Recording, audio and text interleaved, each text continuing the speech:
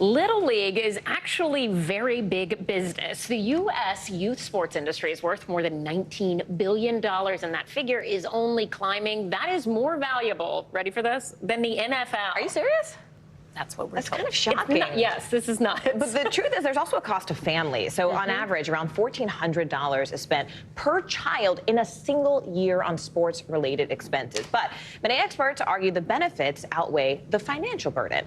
Former professional soccer player and parenting coach Jessie Bradley is here with some tips for parents out there. Jessie, thanks for being with us in the studio. We really appreciate it. So glad to be with you today. Yeah, I have to say, I think I need to dedicate this segment to my husband, who is also a former soccer player. And I think I already feel bad for our kid at like 5 months old for what belies what's lying ahead in the future. What are some things for parents to consider when considering whether to put their kids in sports and which sport to choose? That's right, because sports are wonderful, and a parent's role is to provide opportunities and support for the kids. Don't pressure them, don't try to manipulate it, and also you don't want to create an environment where you embarrass them. Right. But let the child choose, and then select a coach carefully, because a coach is going to set the culture. A coach that has character, that's inspiring, that's competent, that knows the sport, they set the tone.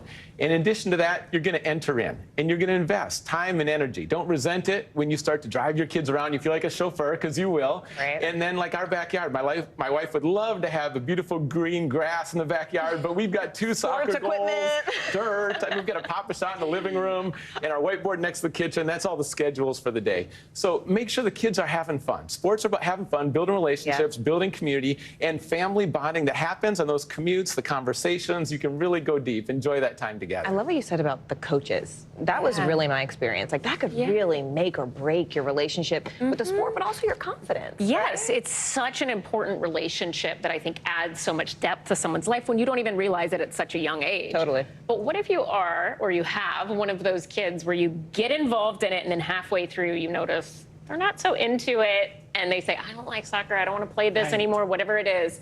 What's the move there? Do you let them quit, or do you try to encourage them to stay? That's going to happen. Even with great coaches that we appreciate. And you're going to have some kids that focus on sports, and they are so accomplished. And with them, the message is performance is not your identity. What you do is not who you are, and that you are loved. We tell our kids all the time, you are loved, God loves you, like we care for you, and send that consistent message. But then we have other kids, because we have 4, that drift from sports. It's not their main interest. They're just as loved. And they can find exercise, because we all need exercise for physical health, mental health. Again, you can build community through that, but biking, it could be running, it could be hiking. And in those, enter in with the kids.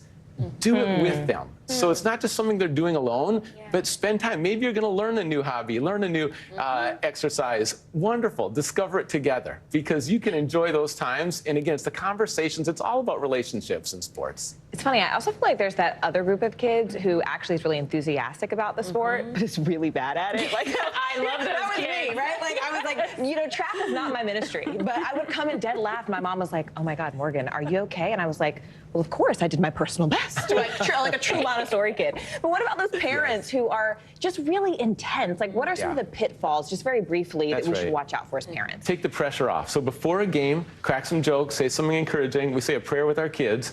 During the game, let the coach coach. Don't distract the kids from the sidelines, and don't harass the referee. If there's a referee camera, do you know how many parents would be embarrassed if there was a referee camera that was posted online? And I think say after the game, don't just, when the kid gets in the car, talk about the 3 things the kid did wrong.